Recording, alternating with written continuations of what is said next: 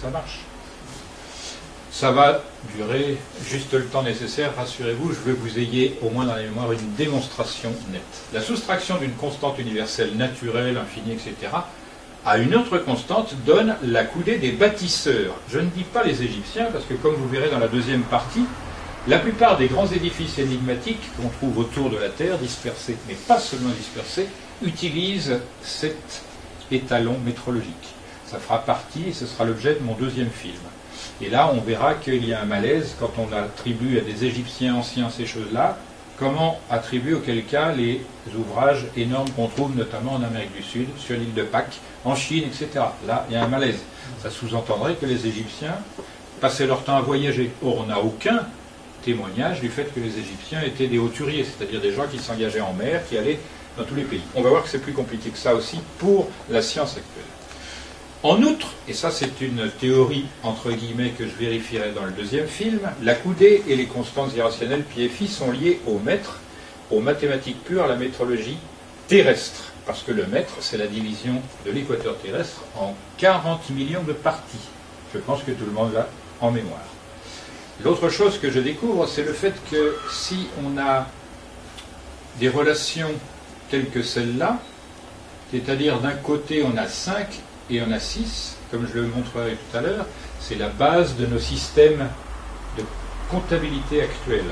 C'est-à-dire pour les dimensions itinéraires, c'est le système décimal, et pour les dimensions spatiales et temporelles, et c'est là que ça coince, demandez à Albert Einstein, le frère de Franck, ce qu'il en pense de l'espace-temps, et il va vous répondre, c'est un mystère. Là, nous avons les surfaces et les temps qui sont mesurés là-dedans. Vous avez un cercle de 360 degrés, donc divisible par 6, et un cercle de 24 heures, donc divisible par 6 aussi. Donc cette coordination de l'espace et du temps, très largement antérieure à l'histoire, et celles-ci qui donnent des dimensions itinéraires, sont en relation à travers certains nombres. On verra que ces nombres, surtout dans le deuxième film, jouent un rôle prépondérant. Donc retenez simplement ceci, 5 coudées égale nombre de rho carré, 6 coudées égale pi, et le départ c'est un cercle de 1 qui va se retrouver être un cercle de 1 mètre. Ce que je viens de dire, je le répète, la coudée des concepteurs et bâtisseurs de la Grande Pyramide est constitutive des constantes pi et phi, coudée par 5 phi au carré, coudée par 6 pi. Ce qui fonde donc les bases 10 et 12 utilisées dans tous les comptages par l'homme depuis la plus haute antiquité. On ne sait rien de ces comptages, l'origine, je pense que c'est celle-là. On va faire une brève promenade, donc ne vous prenez pas la tête, simplement essayez de suivre la chose. Phi, le nombre d'or, est généré par le cœur des nombres lui-même. Vous prenez 1 plus 1. Je pense que tout le monde est à même de faire cette addition. Le résultat est 2. Vous prenez le résultat et vous l'additionnez avec le dernier terme, donc 1 plus 2 égale 3. 2 plus 3 égale 5, 3, 5, 8, etc. Vous multipliez, cette opération. Et en dépassant 144, tous les termes que vous allez trouver, 233, 377, vous les divisez par le nombre précédent et vous trouvez invariablement le nombre d'or. Ainsi, en prenant 233 divisé par 144, vous allez trouver 1,618. 610 divisé par 377, il n'est pas là, mais le résultat sera le même. Une fois un peu plus haut, une fois un peu plus bas, etc. Si vous inversez la chose, c'est-à-dire au lieu de diviser 233 par 144, vous divisez 144 par 233, vous trouvez l'inverse. Et vous remarquez que l'inverse du nombre d'or, c'est le nombre d'or moins 1. Ça, c'est une caractéristique unique dans l'infini des nombres. Il n'a pas que celle-là. Donc cette particularité qui le désigne tout spécifiquement est une chose à retenir. C'est un nombre spécial, particulier. Voilà. C'est un nombre malhonnête dans mon langage parce qu'on ne sait pas où il veut aller. Donc 1,618 et 0,618 sont inverses. Alors comment on fait pour calculer l'inverse, Matteux? C'est 1 divisé par la valeur en question. L'inverse du nombre phi, c'est 1 divisé par le nombre phi, c'est-à-dire 1 divisé par 1,618. Et le résultat, c'est 0,618. C'est ce qu'on appelle des identités remarquables. Or, lui, il en est farci. Il en a 153. Qui connaît bien les évangiles Qu'est-ce qui a été numéré par 153 dans l'évangile de Jean? Les poissons. C'est bien, la pêche miraculeuse. Ouais, c'est ça. Vous voulez un petit secret qui n'a jamais été donné par écrit, sauf par moi? Diviser le nombre 153 par une valeur qui est sa racine carrée. Elle est égale à 12,36, c'est-à-dire racine carrée de 5 moins 1. Or, racine carrée de 5, c'est le nombre d'or plus son inverse. On nage dans le mystère. C'est ce qu'ils ont essayé de faire passer pour moi. Il y a des nombres qui comportent des mystères, et ces mystères sont liés, comme on va le voir, à la nature et à sa création. Donc, si vous lisez à gauche, du point de vue mathématique, Phi possède de nombreuses spécificités uniques dans l'infini des nombres. Et toujours en relation avec le nombre 1. Vous avez vu, 1 618 moins 1, on fait l'inverse. Voilà. En fait, si on fait 1 618 plus 1, on a le carré du nombre d'or, et ainsi de suite. Donc ces particularités l'ont fait désigner comme étant la divine proportion, parce que le Dieu 1, il n'y a pas plusieurs bâtisseurs, si je puis dire, il n'y en a qu'un, c'est toujours le même. On fait très facilement, du point de vue géométrique, c'est bien ça, je conçois que vous ayez envie de fraîcheur. Pas de problème. J'en vois quelqu'un quelques-uns qui sont en train de fondre sur leur chaise. On va voir que c'est très facile. Vous prenez un carré de 1 de côté, vous le séparez en deux parties égales, vous mettez votre pointe de compas ici, le crayon, vous abaissez sur 1. Et le résultat, c'est 1 et là, 0,618, c'est-à-dire le nombre d'or en 618. C'est une proportion, donc aucune difficulté pour reconstruire ça. Même un enfant de 6-7 ans le fait très facilement. Autre possibilité de construction du nombre d'or, c'est la relation géométrico-algébrique suivante. Si l'agrandissement de cette partie donne celle-là, et que l'agrandissement de celle-là donne celle-là, nous avons là le nombre d'or. Il n'y a pas besoin de faire de calcul. Cette démonstration étant assez longue, je me suis abstenu, mais elle est donnée dans le livret. Donc, si AB égale 1 BC égale auquel cas 0,618. Si BC égale 1, AC égale 1,618, c'est-à-dire les inverses sont contenus là-dedans. Si je vous demandais quelle est la valeur, là où on a 3 segments, 1, 2, 3, que faudrait-il ajouter à cela pour avoir le 4e segment? Ben, le précédent. Donc ce segment serait à peu près long comme ceci, pour le 4e. Ça marche?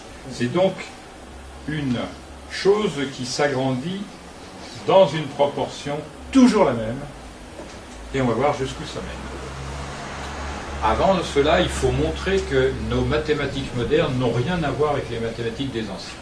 On va prendre cet exemple, racine carrée de 5, ça s'écrit comme ça, et ça se lit comme ça, 2,236 avec un infini. Quand il y a 3 points en maths, ça veut dire que c'est un nombre irrationnel qui n'a pas de terme. Moi, j'appelle ça quasi-nombre. On sait où ça commence, on ne sait pas où ça termine. C'est comme les arts, la musique. Voilà. Elle nous apparaît comme un nombre banal et anodin, pas plus important qu'un autre quelconque nombre. Les modernes posent donc ainsi, pour donner le calcul du nombre d'or, 1 plus racine carrée de 5 divisé par 2 égale phi le nombre d'or. D'accord? Mais ils n'ont pas aperçu que la racine carrée de 5, c'est la somme du nombre d'or et de son inverse. C'est ce qu'on appellera donc une tautologie. On fait apparaître un nombre en utilisant ce nombre. Pas de sens. La différence est fondamentale, profonde et totale. La démonstration de la valeur de ce nombre d'or, elle est faisable très aisément, il suffit d'observer. C'est ce qu'on appelle l'angle de Wiener. Qui n'a pas de plante chez soi? Vous n'avez personne à la maison? Pas d'enfant, pas de chat, un chien. Bon. Parce que cela, c'est vérifiable sur tous les êtres vivants, quasiment. Ce qu'on appelle l'angle de Wiener, c'est l'angle d'exposition optimale à la lumière pour les végétaux, notamment chlorophylliens, c'est-à-dire tout ce qui est vert. On prend les 360 degrés du cercle, n'importe lequel, et on le divise par phi au carré, et on trouve donc 137,509 549. On divise ça par 2, et là on a l'angle de Wiener, 68 degrés, 75, 45. Vous verrez une plante.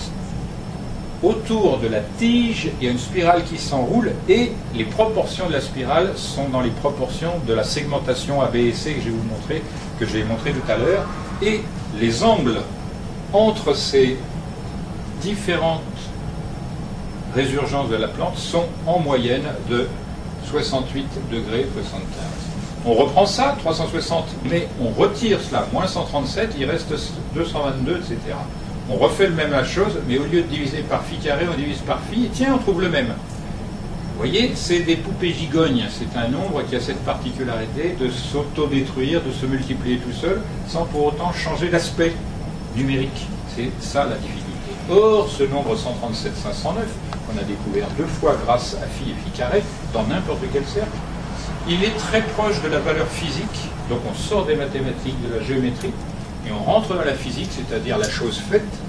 C'est très proche de la valeur dite constante de structure fine, dont le physicien anglais Arthur Eddington disait qu'elle est en liaison avec l'univers, et ce depuis son commencement et jusqu'à sa fin. Phi, par ailleurs, apparaît dans tous les ordres de la nature, que ce soit le minéral, le végétal, l'animal et l'humain, fortiori. Et il semble donc être la matrice numérique de l'ordre physique en expansion, et la constante, si je puis dire, de croissance du vivant. Regardez, la dispersion moyenne de la matière dans l'univers pour un rayon d'univers d'1 milliard d'années-lumière, ça fait énormément de distance. Ça s'écrit comme ça, logarithme de n, nombre de nébuleuses, de m, taille moyenne de la nébuleuse, égale l'inverse du nombre d'or, plus la valeur de la vitesse de la lumière. Là, on entre dans des considérations de vraie physique. Et ces gens-là devaient le savoir, puisque qui a vu le film maintenant? Vous êtes... voilà. 7. Je ne me compte pas, évidemment. Donc vous savez que on trouve la valeur de la vitesse de la lumière exprimée en millimètres par seconde grâce à cette grande pyramide. On ne peut pas, vous allez voir dans la suite, on ne peut pas sortir de cette chose qui est un constat qui se refait à plus d'un titre. Maintenant, on est passé des plantes au monde animal. Regardez cette merveille d'incongruité qu'on appelle le nautile. C'est très joli, c'est de la nacre. Et ça, la structure passée donc au rayon X est très précisément dessinée. Celle-là est en cours de croissance, donc on ne la considérera pas. La chose très curieuse là-dedans, c'est que cet animal est un compteur prodigieux, meilleur que nos calculettes, parce que je vous mettrai au défi de calculer les volumes de ces choses-là, sachant que le volume, par exemple, de cette case-là, la suivante est augmentée de la valeur du nombre d'or. Ça représente, si ça vaut 1, le volume de ça, ce sera 1,618. Donc on est là chez un personnage qui compte fabuleusement. Regardez la même photo tout à l'heure. Hop là, ça se superpose. Voilà, le modèle logarithmique basé sur le nombre d'or, donc une spirale logarithmique de raison phi, elle se superpose parfaitement à la coquille de cet animal. On peut faire la même chose avec des œufs de poule sans aucun problème, c'est plus facile. Et voilà. Alors pour réveiller les messieurs, on a mis une dame peu vêtue. Les rapports de proportion entre différents segments de plantes ou du corps humain paraissent issus d'une loi générale dont le nombre d'or est le pivot et à laquelle tous les êtres semblent assujettis. Je donne dans mes petits ouvrages, le gros il n'est pas en vente, tous les détails pour cela. Notamment le fait que les animaux ou les plantes se retrouvent toujours dans des proportions particulières. C'est-à-dire vous avez une variété de chiens qui grandent comme ça et après on passe directement à une autre beaucoup plus grande et il n'y a pas d'intermédiaire ou très très peu, ainsi de suite. Il en va de même pour les genres humains, c'est-à-dire les Chinois. Ils font grosso modo telle taille et leur épouse un peu moins grande, et ainsi de suite. Et il y a une autre variété de Chinois, ils passent à 40 cm au-dessus de la taille moyenne, et ainsi de suite. Et on voit que 40 cm par rapport au Chinois normal, c'est un indice en liaison avec ce nombre-là, phi. Regardez le détail donc de la composition. Je ne peux pas faire, parce que sinon ce serait une 3e heure, tous les détails de la constitution, parce que tous les détails, que ce soit des oreilles, des yeux, de la bouche, du nez, etc., sont en relation. Il suffit de donner un simple exemple, que je vais mettre devant la caméra pour qu'on le voit bien. Je me montre de face et de profil, et on constate, si je suis bien fait, que le coin de l'œil va coïncider avec l'attache de l'oreille, alors que la commissure des lèvres va coïncider avec l'attache en bas de l'oreille. Ça, c'est une géométrie que les anciens observaient. Ils ont observé également que les narines, mais cette fois-ci osseuses, sont en relation avec les trous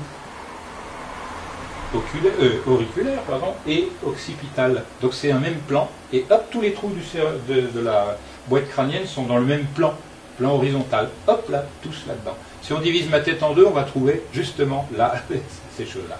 Donc eux, c'était des experts là-dedans, et ils disent, la science, c'est là-dedans, c'est pas ailleurs, c'est pas dans les théories de machin, de truc et de bidule, c'est dans l'observation. En astronomie, on a déjà vu un exemple tout à l'heure, il y a des macro-phénomènes tels le développement des bras des galaxies spirales. Elles tournent et elles affectent une forme de lettre S. Or, là j'interviens parce que dans les langues anciennes, la lettre S, c'est la lettre de la manifestation. Parce qu'ils disent, les anciens, tout ce qui se montre dans l'univers est assujetti à une force giratoire. Tous les atomes y sont assujettis. Aucun n'y échappe. Tous les astres, pareillement. Les galaxies, pareillement. Il n'y a rien qui ne soit affecté. Voilà. Donc, c'est intéressant de voir que les galaxies spirales, tout comme le Nautile, savent les maths beaucoup mieux que la plupart d'entre nous. Et que la conséquence, c'est que cette spirale de développement, la quantité de développement de cette surface multipliée par le nombre d'or va donner celle-là. Celle-là multipliée par le nombre d'or donne cette surface-là. Cette surface-là multipliée par la valeur du nombre d'or donne ça, et ainsi de suite. Ça, si vous connaissez le monde des fractales, vous le multipliez et en volume, et vous avez une des manières de construire un univers harmonieux. On continue en astronomie, je vous en ai parlé tout à l'heure d'une autre manière. Phi-1 multiplié par 2, multiplié par 10, ça fait 12,36. Je vous ai dit, c'est la racine carrée de 153.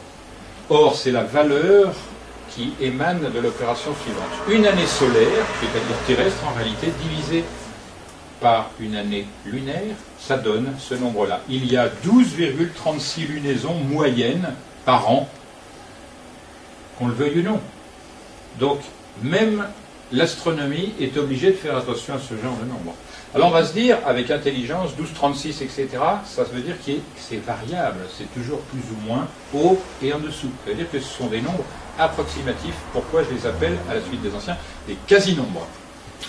Maintenant, ce que je faisais quand j'étais gamin, c'est, je prenais des dimensions et je les comparais. C'est le premier réflexe, si je puis dire. Et qu'est-ce que l'on trouve? Ça a été dit dans le film, la surface totale visible de l'édifice, divisé par la surface totale invisible, la base, le résultat c'est le nombre d'or, très précisément. Hein. En fait, il est à 6 chiffres après la virgule. Et donc ça, c'est vérifiable à tout moment. Les égyptologues devraient l'avoir mis dans leurs bouquins, on devrait trouver ça dans les écoles depuis. Voilà. Pour rappel, moi quand j'ai lu le bouquin de Loher, c'était en 1969, son bouquin avait paru en 48, et c'était toujours le seul. Et il n'y a pas eu de progrès. On ne trouve rien sur l'architecture des grandes pyramides, rien. Donc, il y a quelque chose qui est problématique.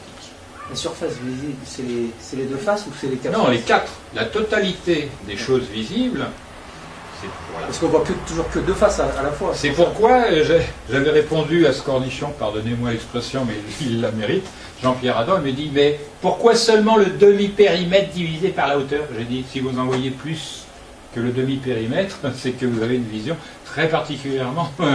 Voilà, vous êtes un extraterrestre, parce qu'on ne voit au maximum. C'est pourquoi j'avais défini cela comme ceci. Prenez la dimension horizontale visible la plus grande, et vous divisez par la dimension verticale invisible la plus grande pour avoir les résultats trouvés. Ou vous divisez, ou vous soustrayez, le résultat est pi. Là, c'est phi. On voit quand même que ces nombres ne sont pas là au hasard, puisqu'ils se complètent par une étude proportionnelle, numérique, etc. Mieux, ça ne se voit pas tout de suite. La surface du carré construit sur la hauteur de la grande pyramide est égale à la surface d'un des côtés. Évidemment, c'est le seul volume dans l'infini des volumes qui possède cette propriété, et c'est sur lui que ça tombe encore. Voilà, il est très spécial. Et alors, pour bien comprendre pourquoi je pense avoir raison face à tout ce petit monde de l'égyptologie, et éventuellement de l'archéologie, c'est que tout le monde a noté, très précisément, l'erreur moyenne de la pose des pierres égale 1/10 par rapport à la longueur au carré, soit l'horizontalité mathématiquement exacte. Si parfaite est cette pose, les blocs de plusieurs tonnes sont assemblés avec une telle précision que les plus larges interstices ne dépassent pas 1/10 de pouce, c'est-à-dire 2,5 millièmes de millimètre. Et ça, avant d'être égyptologue, à Fleischmann-Petry, il était engagé comme ingénieur en métrologie. Donc il sait ce dont il parle. La chose étonnante qu'on a vérifiée, nous, avec l'équipe au laser, c'est que l'horizontalité est parfaite, la verticalité est parfaite. Et pourtant, il y a eu d'énormes tremblements de terre, dont un au 1301, qui a écrabouillé la ville du Caire, totalement détruite. Les kérotes sont cuites, d'ailleurs. Bon, c'est une habitude à prendre. Hein. Donc les facettes et les arêtes ne le cèdent en rien au travail de nos opticiens modernes. Donc c'est William Matthew, Flanders-Petry, donc fin du 19e. Et il ajoute travail d'opticien moderne à l'échelle de plusieurs hectares. Un grand architecte moderne, vous le connaissez, mais je ne l'ai pas cité, il ne le souhaite pas, il dit « On dirait de la maçonnerie géante assemblée à la loupe par un horloger ».